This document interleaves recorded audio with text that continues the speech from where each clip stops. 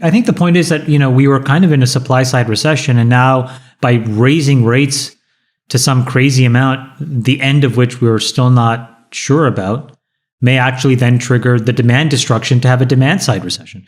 And so I don't know that we've lived in a modern point in time where both things have been true, right? There's been a principle of macroeconomics that everybody's always kind of debating, is this a supply side issue? Is it a demand side issue?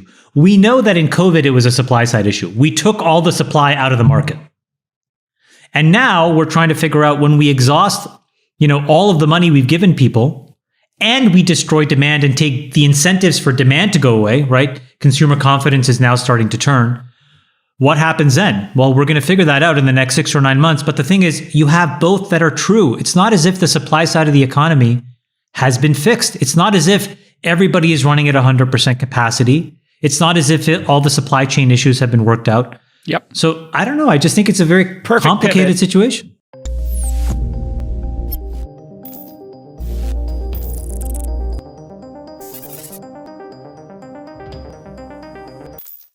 Hello and welcome to Money Talks. In today's video, SPAC sponsor, venture capitalist, and CEO of Social Capital, Chamath Palihapitiya, updates about his market outlook on jobs, consumer sentiments, inflation, and finding a bottom. He also updates about the economic conditions and why we are on the brink of a collapse and chances of the impending recession. Make sure to stick around till the end of this video, where Chamath reveals how poor Fed policies have reflected in a decrease in Biden's popularity. So, without wasting any time, let's dive right into the video. If you take a big step back to the day before the lockdowns started, we had a normal functioning economy that was growing by, call it, 2% a year. And the minute that we enforced these lockdowns, I actually think what we did was we started a supply side recession. It's what Sachs said earlier. So what does that mean? Let's just say you're a factory and you make wheels. Okay, just make something really simple. You were growing at 2% a year. Everything seemed hunky-dory. You had employees. It was fine. You used to sell your products, make 10, 15% profits. Everything was fine. And then the day after, the government said, you need to shut your factory down because we can't have people spending too much time close together because we need to get a handle on this pandemic. Okay, so you shut it down. And then for the next 12 or 18 months, what happens? That stuff sits idle. These people that used to work for you get $2.5 trillion put into their bank accounts. They spend their time doing other things. And then all of a sudden people say, okay, it's time to start the factory up again. People want to buy wheels.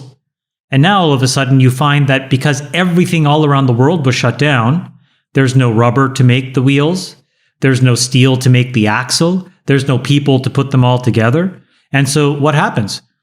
Well, prices go up because, again, you gave everybody else $2.5 trillion. So they're like, well, I used to pay $1 for your wheel. I'm willing to pay you $2 now. Just make the wheel. Give it to me before you give it to somebody else. So that is like the classic definition of a supply side recession. Consumers' inflation expectations over the next year hit record highs, though the outlook over the long term grew a little more optimistic, according to a survey from the New York Federal Reserve. In fact, the one-year outlook for inflation rose to 6.8% in June, a 0.2 percentage point monthly gain and the highest in a data series that stretches back to June 2013. Expectations diminished for ensuing years. The 3-year outlook fell to 3.6% from 3.9% a month ago, while the 5-year outlook edged down to 2.8%, a 0.1 percentage point reduction. The survey of consumer expectations comes as the Fed is raising interest rates to address inflation running at its highest level since 1981.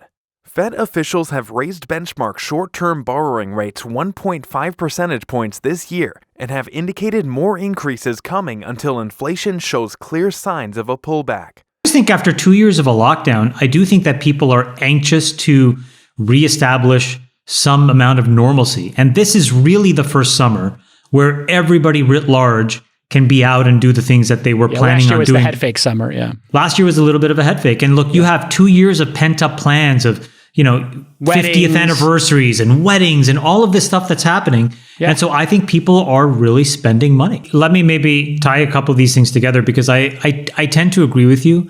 Like, I think that we have been in a supply side recession. That is what has caused inflation.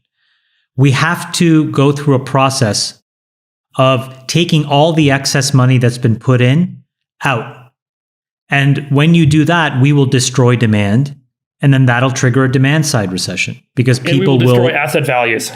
And we will destroy asset values. So we started that process. Asset values went real quick. Yeah. That will happen second.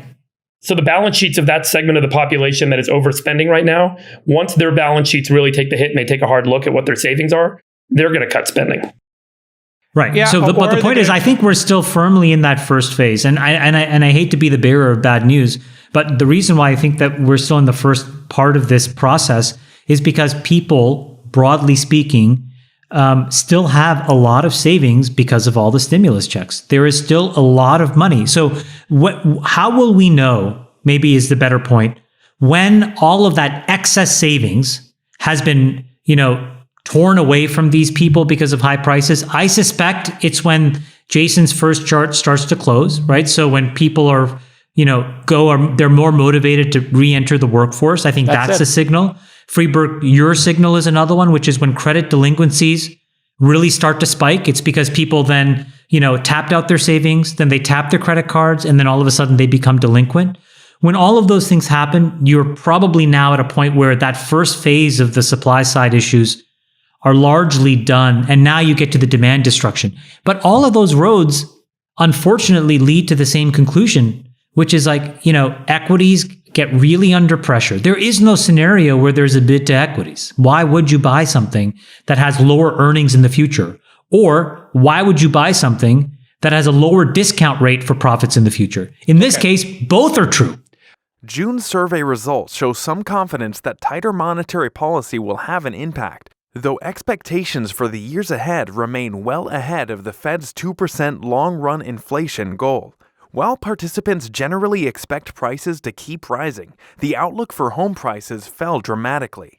The median expected change in home prices for the next year dropped to 4.4%, the lowest survey reading since February 2021 and the second largest monthly decline in the survey's history next to the steep plunge at the beginning of the COVID pandemic in March 2020. May's survey had indicated a 5.8% annual rise. Anxiety also increased about the employment picture. Every time the market rallied, oddly, Facebook would be stagnant or trade off. And, when I called people on Wall Street, what they said was because, we think this is the company that has the most pressure on earnings. I don't know if that's true or not, but they took every opportunity in rallies to trim their position in Facebook. Now, if that's true, you have to remind yourself that is one of the 10 best companies in the entire world. And so if you're going to go and question the earnings power of one of the 10 best companies in the world, you may want to consider the earnings power of every other company that's not Facebook. The mean probability that the unemployment rate, currently at 3.6%, will be higher a year from now rose to 40.4%, a 1.8 percentage point increase and the highest level since April 2020. The likelihood of losing one's job over the next year rose to 11.9% from 11.1%, though New York Fed officials indicate that the reading is still well behind the pre-pandemic level of 13.8%.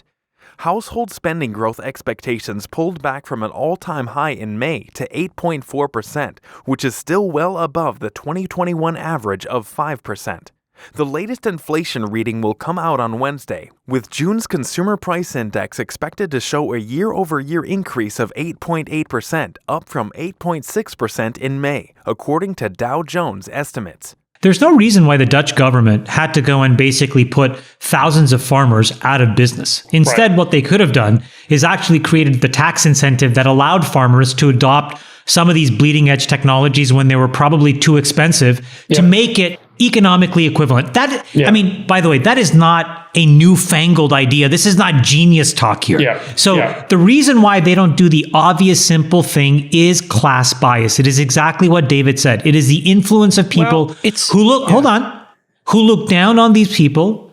Okay. And who believe that they are more virtuous because of their desire to defend climate change. So, do you agree with Chamath's perspective about supply-side recession? Tell us in the comments. Also, don't forget to like and subscribe. See you soon with the next video. Thank you so much for watching.